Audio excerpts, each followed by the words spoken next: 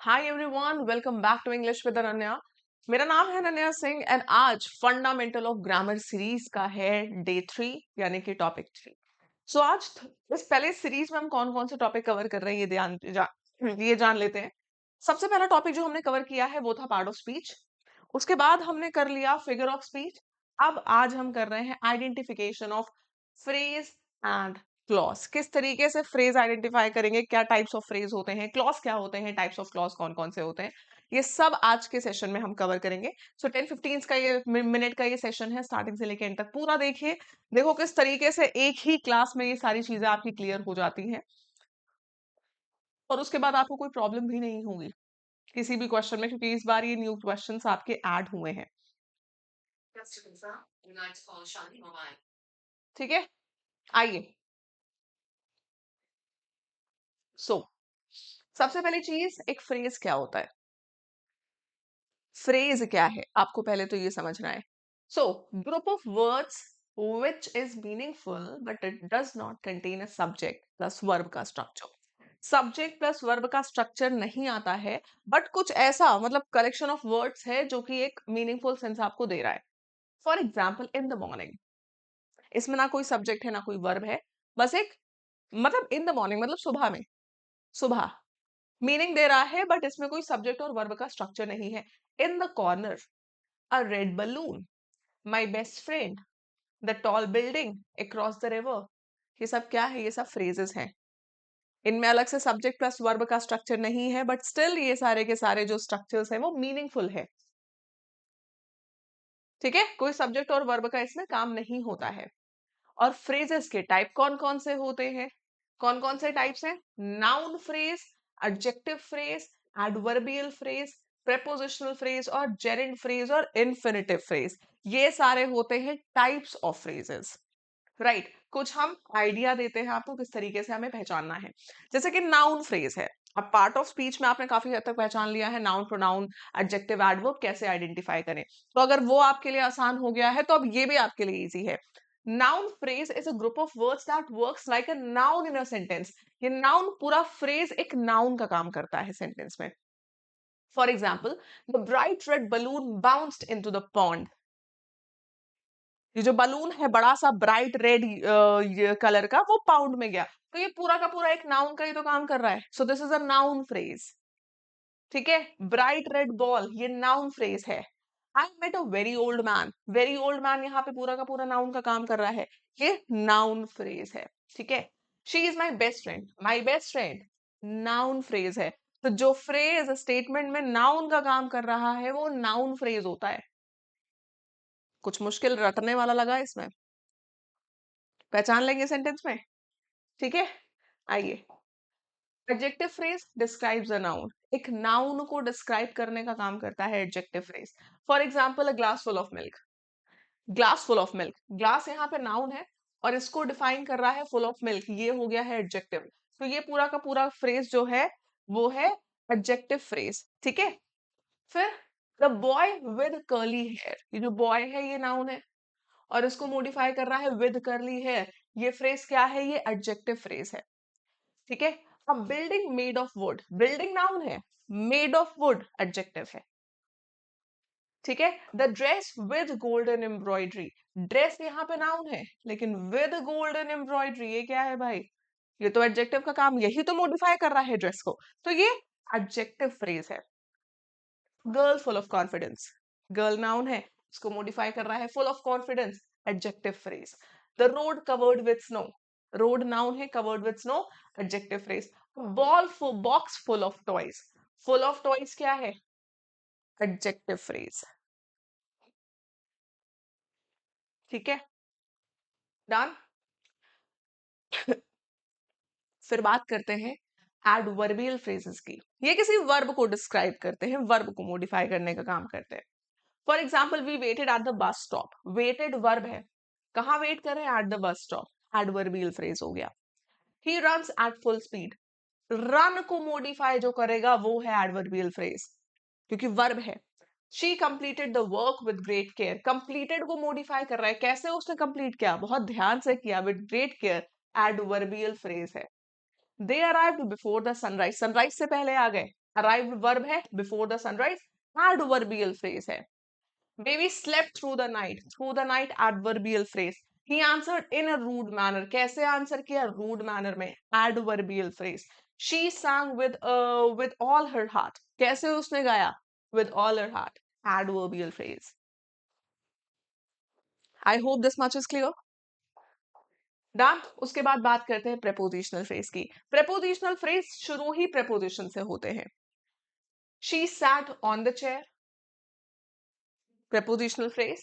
The book on the table, prepositional. Through the forest, after the party, with the red color, at the right time, under the pillow. ये सारे examples किसके हैं, prepositional phrase हैं। जो preposition से शुरू हो रहे हैं वो प्रेपोजिशनल फ्रेज हैं। ठीक है, simple, very simple to identify. Gerund phrase भी बहुत सिंपल है आइडेंटिफाई करना, क्योंकि जेरेंड फ्रेज एक जेरेंड से ही शुरू होता है। जेरेंड यानी कि वर्ब का आईएनजी फॉर्म। तो running every morning, eating fast food, reading historical novels, watching TV, swimming in cold water, gerund से शुरू हो रहे हैं तो ये जेरेंड फ्रेजेस कहलाएंगे। ठीक है, फिर आते हैं infinitive phrase. A group of words that begin with an infinitive, यानी कि टू प्लस वर्ब का first form, to plus V one से शुरू हो रहे हैं, इन्फिनिटिव से शुरू हो रहे हैं, तो वो इन्फिनिटिव फ्रेज है।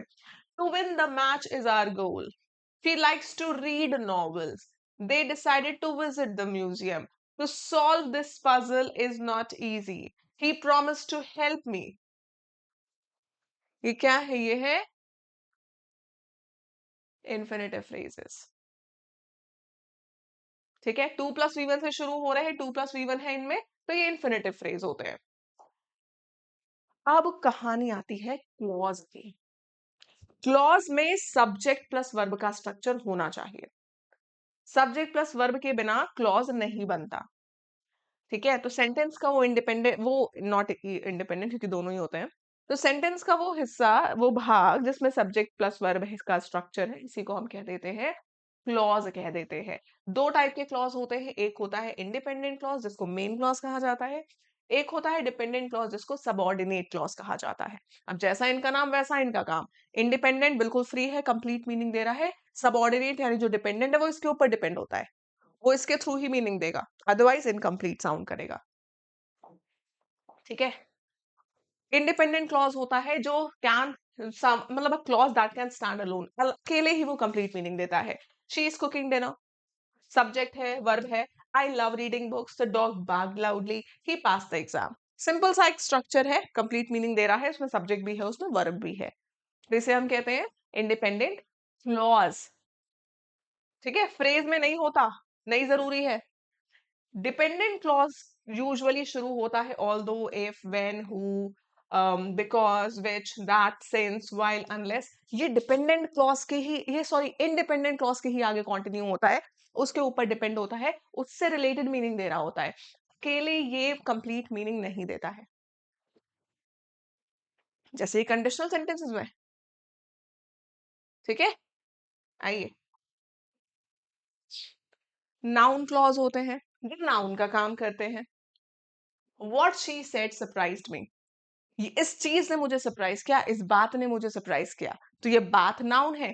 What she said surprise me, मुझे ये चीज नहीं पता, तो ये चीज नाउन है। चीज क्या है, what he went, where he went, तो where he went noun phrase है, नाउन क्लॉज है।